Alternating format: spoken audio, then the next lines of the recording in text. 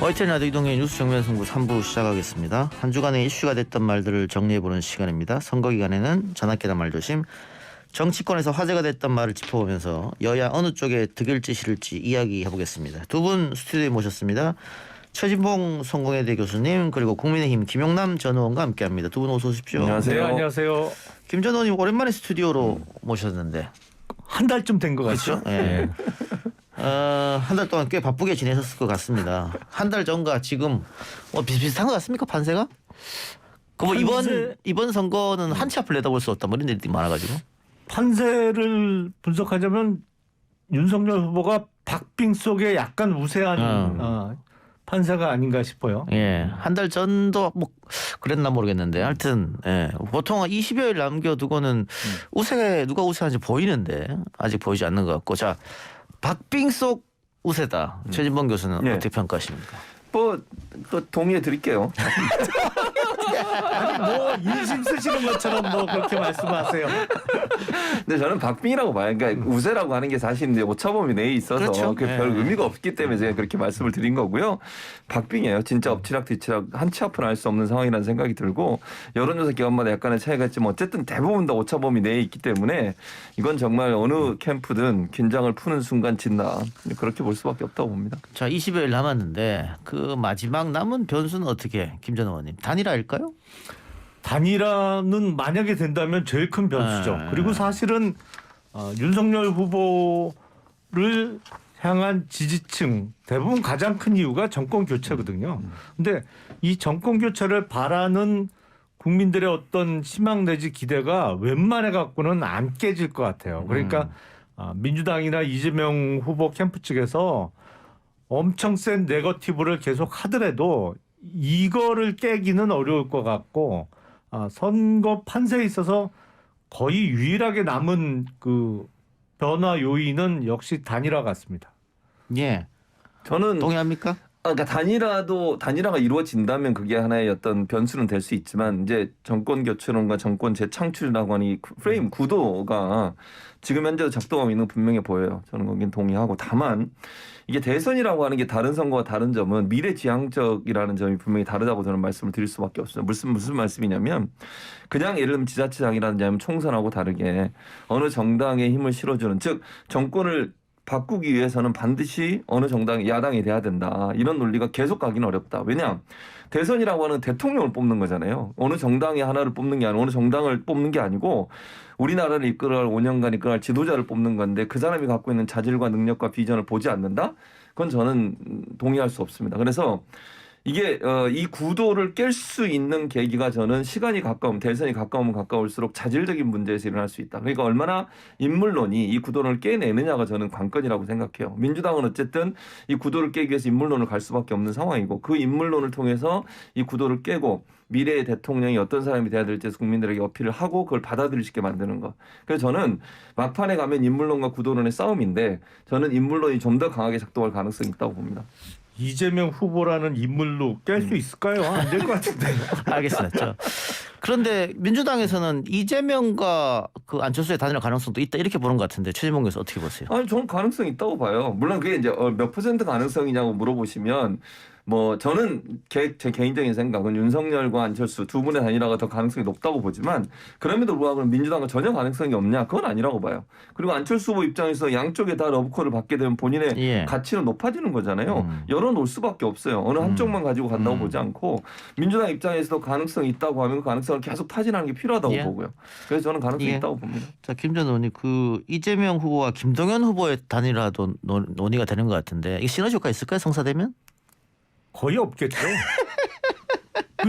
김동연 후보께는 죄송스러운 말씀입니다만 너무 지지율 안 나오니까 지지율 보면 0.5예요. 0.5. 보통 거기서 왔다 갔다 하시던데 저 누구죠?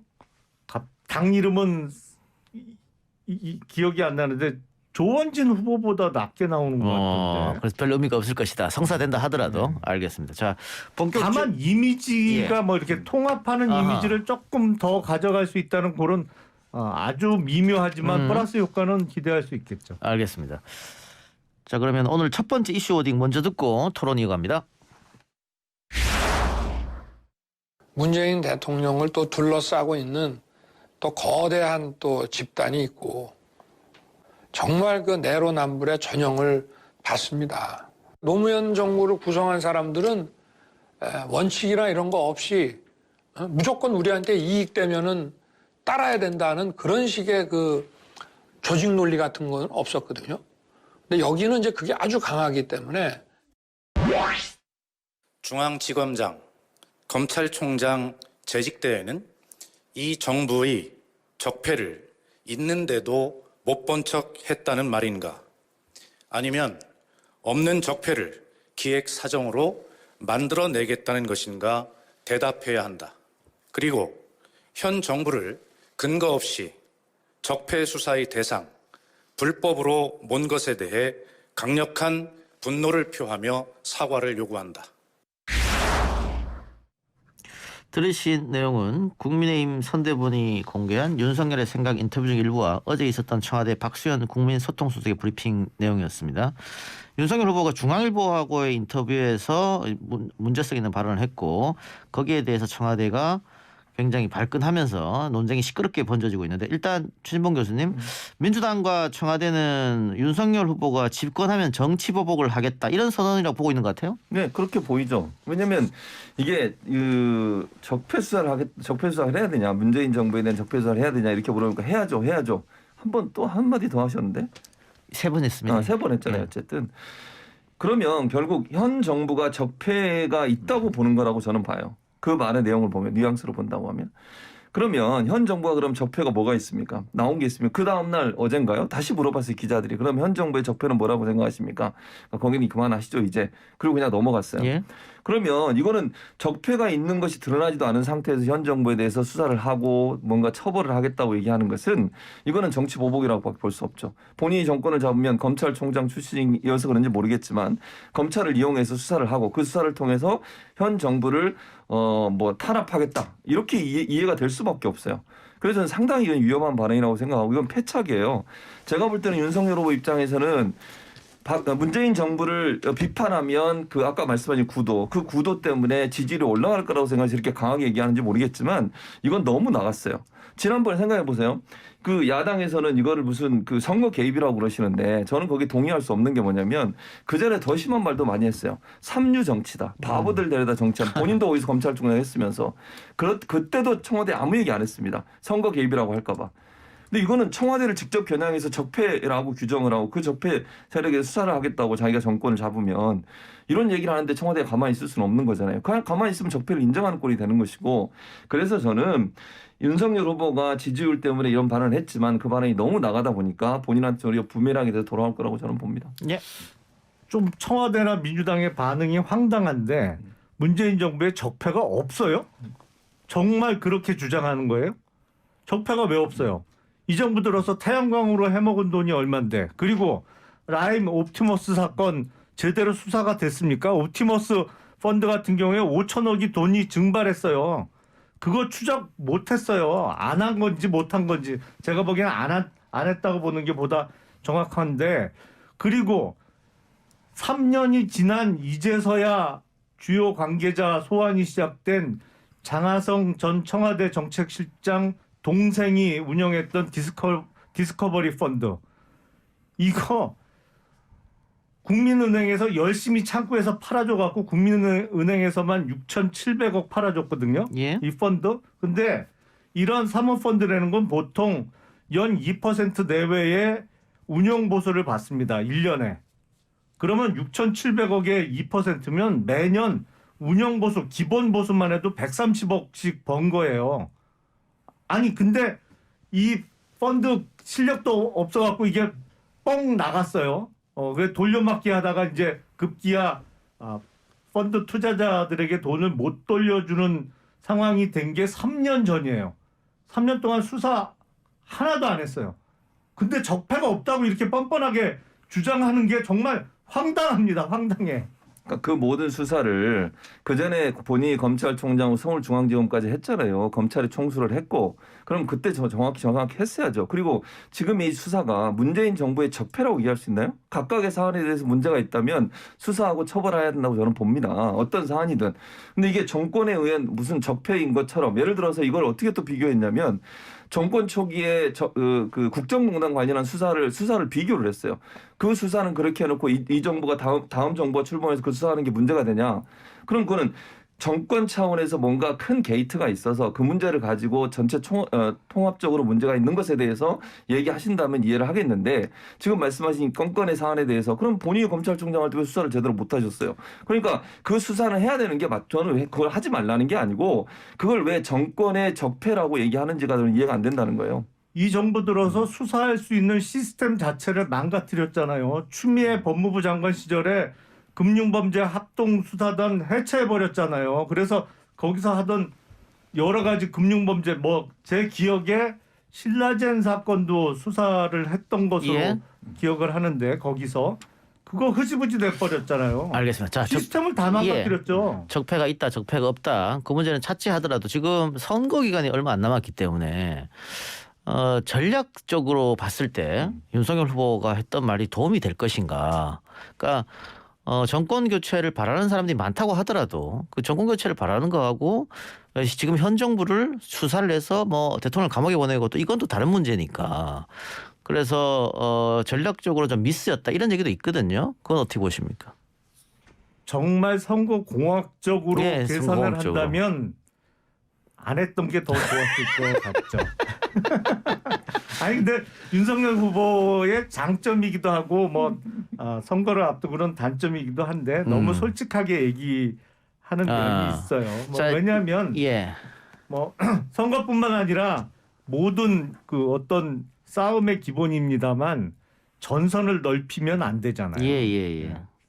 그러니까 왜 뭐 영화에서도 나오는 유명한 대사입니다만 나는 왜 한 놈만 팬다 뭐 이런 거 있잖아요. 예. 그러니까 상대 후보에게 집중해야 되는데 전선을 넓히는 청와대로 거는 넓혔다. 선거 공학적으로는 글쎄요. 뭐 플러스 요인보단 마이너스 예. 요인이 많을 예. 수 있겠죠. 자 그러면 공학적으로 얘기가 이왕 나왔으니까 민주당 입장으로서는 이걸 어쨌든 정권에 대한 보복이다 이런 프레임 잡아가지고 지금 문재인 대통령을 지지는 하지만 이재명 후보는 지지 못하겠다는 그 민주당 지지층이 좀 있잖아요. 그렇죠. 그 사람들이 결집할 것이다. 이런 좀 기대를 하고 있는 것 같아요. 당연하죠. 그 결론 그대로 할 수밖에 없죠. 그러니까 문재인 대통령의 지지율이 보면 지금도 국정 운영에 대해서는 40% 이상이 나와요. 항상 거의 대부분의 여론조사에서 그만큼 현 두 후보보다 더 지지율이 높아요. 그런 상황이라면 문재인 대통령은 지지하지만 이재명 후보를 지지하지 않는 부분들 이런 부분들이 끌어올 수 있고 저는 중도층도 올 수 있다고 봐요. 이유는 미래의 대통령 자 누가 되든 두 사람 중에 정말 치열하게 싸워 대선 후보가 당선이 됐어요. 화합을 얘기하고 평화를 얘기하고 이거 하나됨을 얘기해야 되는 거 아닙니까? 국민들은 그걸 원해요. 새로운 대통령이 이제 사정정국 만들어가지고 수사하고 처벌하고 이러겠다고 하는 대통령을 누가 좋아하겠습니까? 그래서 저는 중도 진영에서 이런 윤석열 후보의 말이 아주 부정적으로 영향을 미칠 수 있어요. 이런 뭐 검찰 출신이니까 사정정국 만들겠다 하겠냐 이렇게 돼버리면 야 이분이 그 통합을 이룰 수 있을까 나라에 이런 문제에 대한 부정적용이 생길 수 있어서 중도층도 상당 부분 저는 윤석열 후보에서 부정적인 문제를 가질 수 있다고 봅니다. 알겠습니다. 오늘 어쨌든 토론 때도 이 이야기가 나올 가능성이 있으니까 여론에 어떤 영향을 미칠지 좀 지켜보기로 하고요. 다음 이슈 들어볼까요? 공직자의 배우자로서 모든 점에 조심해야 하고 공과 사의 구분을 분명히 해야 했는데 제가 많이 부족했습니다. 공직자로서 남편으로서 제 부족함과 불찰이라고 말씀드리겠습니다. 당사자의 그 상처에 대해서는 위로 말씀드립니다. 주어도 없고 목적어도 없는 참 희한한 8분짜리 사과쇼를 했습니다. 사법당국은 경기도의 셀프 감사를 기다리지 말고 신속하고 철저한 수사로 방금 들으신 내용은 더불어민주당 이재명 후보 배우자 김혜경 씨의 긴급 기자회견과 여야의 반응이었습니다. 김혜경 씨 사과를 놓고 여당은 진정성 있는 사과였다. 야당은 알맹이 없는 사과쇼였다. 이렇게 나뉘었는데 김 전 의원님 당연히 후자 사가 쏘였다 이렇게 보시겠죠? 근데 이거 내용 들여다보니까 부족한 게 아니고 거의 예산 도둑 수준이던데요. 아 오늘 그래서 아니 이거는 예, 예. 사저에서 자기 집에서 저 중화요리 시켜 먹으면서 그거는 코로나 간담회 비용으로 경기도 예산으로 처리하고 닭백숙 시켜 먹으면서 그거는 상생 간담회 비용으로 또 경기도 예산으로 처리하고 아 그리고 닭백숙을 얼마나 좋은 걸 시켜 드셨길래 닭백숙 하나에 12만 원씩가요? 이재명 후보께서 에르메스 로션 좋은 거 바르시는 거는 최근에 알고 있었는데 정말 호의호식을 하셨던데요, 보니까. 그럼 이거는 사과할 상황이 아니라 처벌받을 상황이다. 아, 그럼 예산 도둑 아니에요, 이거는? 예, 최진봉 교수님 이게 실드치기가 만만치 않을 것 같은데. 저는 이렇게 생각해요. 예. 지금 현재 감사를 하고 있고 검찰이 아니 국민의힘이 직접 고소하셨잖아요. 고발했습니다. 예. 그러니까 거기서 수사기가 나오면 거기에 지금 김혜경 씨도 이렇게 얘기하시잖아요. 본인이 만약 잘못한 게 있고 법적으로 처벌받겠으면 다 수용하겠다고 하셨고 처벌받겠다고 했으니 그걸 일단 지켜봐야 된다고 생각해요. 그러니까 저는 이 사안 지금 말씀하신 그런 사안도 지금 의혹이 돼서 나오고 있고 그 제보자란 분이 말씀을 하셨으니 사실관계 따져보고 정말 그게 정말 예산을 잘못 사용했으면 거기에 대한 합당한 처벌 받아야죠. 그게 뭐가 됐든. 저는 지금 상황에서는 시시비가 완전히 가려지지 않은 상황이고 의혹만 나오는 상황이니까 결과를 보고 합당한 처벌이 만약에 필요하다면 해야 된다고 봅니다. 근데 수사 결과는 대선 전에는 절대 안 나오겠죠? 그럴 가능성이 높아 보이네요. 그렇게 하겠죠, 뭐. 예, 예. 알겠습니다. 자, 김건희 씨 도이치모터스 사건도 아마 대선 후에 소환이 될 것처럼 보이는데 그와 관련한 워딩도 있죠. 예, 들어봅시다. 지금 시간이 한 5분밖에 안 남아서. 윤석열, 김건희 부부의 새빨간 거짓말로 또다시 국민들이 분노하고 있습니다. 도이치모터스 주가 조작 범행이 이루어지던 기간에 김건희 씨의 또 다른 증권 계좌들이 동원된 사실이 취재 결과 드러난 것입니다. 검찰도 지체 없이 성역 없는 수사에 나서줄 것을 강력히 촉구합니다. 예, 방금 들으신 내용은 국민의힘 윤석열 후보 배우자 김건희 씨의 도이치모터스 주가 조작 의혹에 대해 민주당 윤호중 원내대표의 수사 촉구 발언이었습니다. 김건희 씨 계좌에서 2012년 11월까지 도이치모터스 주식 거래 내역이 나왔는데 이게 이전에 해명한 2010년 5월 이후 거래하지 않았다는 내용과 배치되고 있어서 논란이 커지고 있는 상황인데 4분 정도 남았으니까 두 분에게 1분 30초씩 딱 드리겠습니다. 자, 최진봉 교수님 먼저. 이 문제가 심각하죠. 이건 불법이에요. 만약 진짜 사실이라면. 왜 이게 지금 말이 됩니까? 주식시장을 교란하고 개미 투자자들한테 얼마나 큰 피해를 줬습니까? 의혹이니까 제가 단정적으로 말씀을 안 드리겠습니다만. 근데 의혹이 해명도 지금 제대로 안 돼요. 국민의힘에서 뭐라고 얘기했냐면 이게 처음에는 2010년 5월 이후 거래는 하지 않았다고 얘기해서 이게 거짓말 논란이 일어나니까 나중에 전화로 가끔 팔았다. 며칠 있다 한 번씩. 그랬는데 또 거기에 대해서 또 다른 보도가 나왔어요. 그게 뭐냐면 전화가 아니라 HTS. 그러니까 뭐 인터넷이나 휴대전화 이렇게 본인이 그 온라인상에서 거래한 내역이 발견이 됐고 그 내역 중에는 이제 자기 어머님하고 김건희 씨가 어머니하고 그다음에 주가 조작에 가담했던 다른 사람과 거래했던 내용이 있다. 이걸 통정 매매라고 그러거든요. 예. 그러니까 서로 짜고 내가 내놓을 테니까 비싼 값 사달라는 주가를 띄워 올리는 거거든요. 이런 형태가 40회 50억 원 있었다는 거예요. 이게 사실이면 이건 정말 법적 처벌 받아야 되고요. 이건 주식시장과 금융시장을 엄청나게 교란하는 행위잖아요. 그리고 저는 다른 것보다 더 거짓말이라고 하면 거짓말 논란이 더 큰 문제라고 저는 생각해요. 예. 왜 이걸 해명을 이렇게 윤석열 후보도 이렇게 해명을 하셨거든요. 근데 여기에 대한 명확한 해명이 안 나오면 이건 정말 심각하게 문제가 될 수 있는 사안이라고 생각합니다. 예, 김영남 전 의원님. 최근 이 부분 보도는 약간 억지스러운 측면이 있어요. KBS 보도? 왜냐하면 2010년 5월에 돌려받았잖아요. 근데 계좌를 돌려받으니까 당연히 도이치모터스 주식이 담겨 있었겠죠. 그 계좌에. 예. 그러니까 그거를 그 이후에 팔았다는 건데 그리고 주가 조작을 하려면 40회 정도 그 거래해갖고 그게 주가 조작이 되나요? 사실은 그 전에 저도 시세 조정 같은 거 수사해 보면 그게 수십 회가 아니고 수천 회 이상이 예. 돼야 이게 주가가 움직입니다. 이게 그래서 쭉 해야 되는데 뭐 2년에 걸쳐서 40회를 거래했는데 이게 주가 조작이다? 이건 정말 억지스러운 측면이 있어요. 그리고 정말 범죄 혐의가 있다면 한 벌써 6개월인가 막 몇 달 지난 것 같은데 이 지금 기소돼 있는 사람들 기소할 때 알겠습니다. 그때 예. 김건희 씨는 불기소했잖아요. 예. 수사를 안 정말 받았어. 기록상 혐의가 명백하다면 그때 같이 처분이 됐어야죠. 왜 아니, 그때 불기소했어요? 왜냐면 출석을 안 하시니까 출석을 해서 조사를 해야 되거든요. 근데 알겠습니다. 출석을 안 하셔서 그런 아까 거예요. 말씀드렸다시피 대선 후로 출석을 한 것 같고요. 그러니까요. 자, 시간이 이제 얼마 없어서 30초씩만 드리겠습니다. 그 양쪽 후보자 배우자들, 이 배우자 리스크라고 하는데 이것들이 투표 표심에 영향을 미치겠느냐 아니면 별 영향을 미치지 않겠느냐 이것만 말씀해 주세요. 양쪽 다 마이너스 효과가 있어서 비슷하지 않을까요? 결국은 뭐 표심에 별 영향이 없다. 이쪽이나 저쪽이나 뭐 이거지 않습니까? 예. 그렇죠. 저도 동의해요. 그렇게 표심에는 대세에는 큰 영향을 미칠 가능성이 낮다고 봅니다. 예. 예, 저도 동의하고요. 결국은 우리가 대통령을 뽑는 거지, 뭐 대통령 배우자를 뽑는 건 아니니까.